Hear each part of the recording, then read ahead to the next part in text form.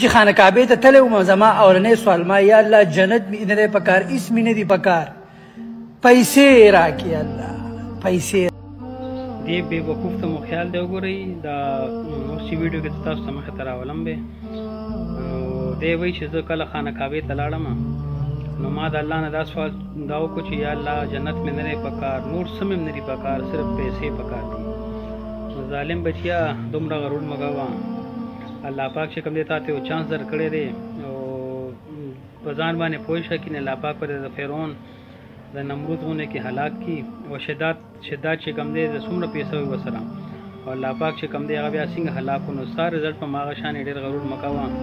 ولې چې دا پیسې هر څه شی نه دي که اوسه باندې فالج راغو یا اوسه باندې داسې بیماري راغله نو دا پیسې به دې بیا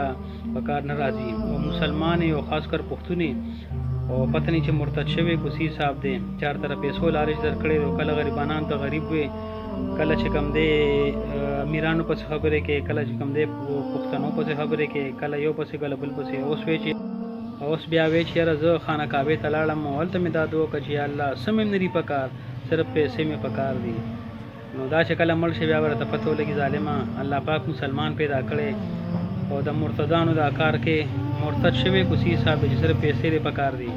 خره ته پته چې رپتیان خلک د دنیا نه لاړه ته به څه شی مړه پیسې دې پکار دي پیسې دې پکار بې غیرته بچیه او ته چې کوم به ما ته الله نور سم جنتونه هم دې نه راکړي خو ما ته پیسې راکړي ډېر د افسوس خبره ده زه الله پاک ته ډیل درکړی دی او کله مړ شي بیا ورته پته ولګي